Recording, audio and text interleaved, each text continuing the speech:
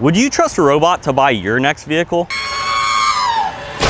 Some people are using AI to purchase their vehicles, but should they really be using AI? Does AI actually help the process of purchasing a vehicle, or is just going to the dealership a better option? Today, we're gonna take an inside look. I'm gonna use AI to tell it that I wanna buy a vehicle and see how it can help me. Or can it? Let's dive into it. So I said, I wanna buy a car. It said, great, let's narrow down a few things. Let me ask you a couple questions. It said, what is your budget? New or used? Type of vehicle, primary use, must-have features, and brand preference. For the sake of this video, I'm trying to have as little bias as possible, so I put no brand preference.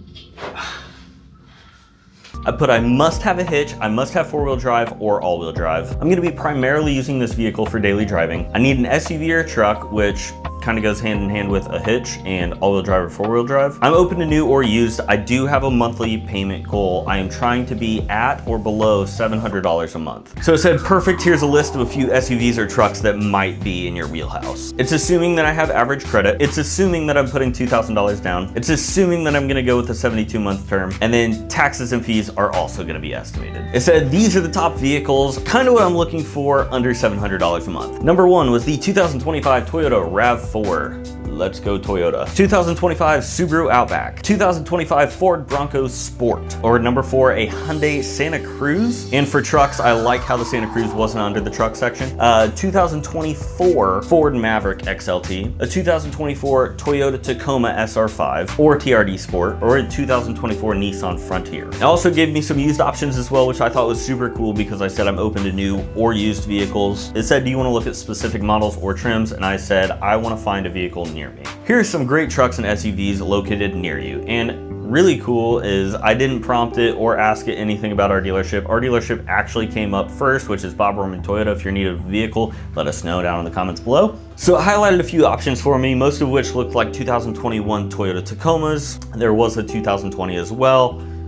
Kind of the same thing pretty much. I like how it pulls from different third parties to find the vehicle that I'm really looking for, and it's not just brand or website specific. So I really like that. I think that's super cool for consumers. I thought this was really cool, the quick summary table. So it gives me an estimated price and an estimated payment. Estimated price range of $35,600. Estimated monthly payment. Estimated monthly payment of $649 a month. I don't know what term, what down payment, what rate it's using to figure this, which is confusing to me as a consumer, so I don't really love the quick summary table, but I think it's cool. I don't love this because it doesn't give me a lot of information as a consumer, and as a dealer, I really don't like this because if I have a consumer come in with this, I'm gonna be asking questions like, do you know what the rate was? Do you know how much money down? Do you know what the term was? And they're not gonna have an idea of it.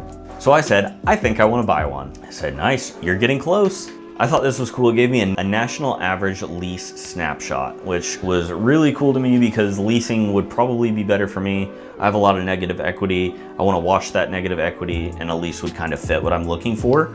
Without being in the industry, I might not know that. So coming into the dealership to ask these questions is where I think this is a fault for sure. The local Lafayette deal, I thought that was super cool because it's now getting hyper fixated on where I'm at, where my zip code is, and where I'm most likely to purchase. There's a lot of questions that I have, not only with kind of what it's offering me, but also some of the things that it said and how it's guided me. It hasn't really helped me make a decision on if I should go used or new, or if I should go with a finance or a lease.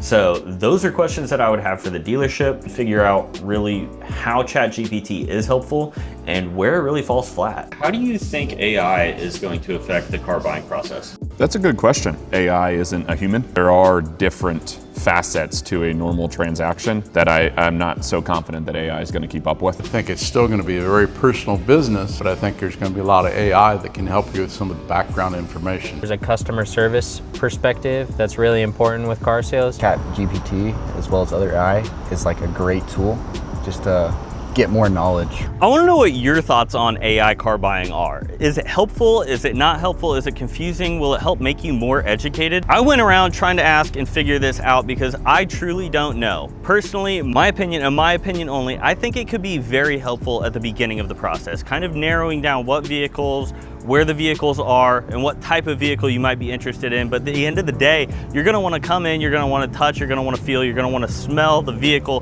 that you're interested in to make sure that it's the right vehicle for you. So yes, it might help narrow it down, but also it might not. Maybe that perfect vehicle is still hiding behind a salesperson. Make sure to subscribe to Roman Toyota here on YouTube. We'll see you next time.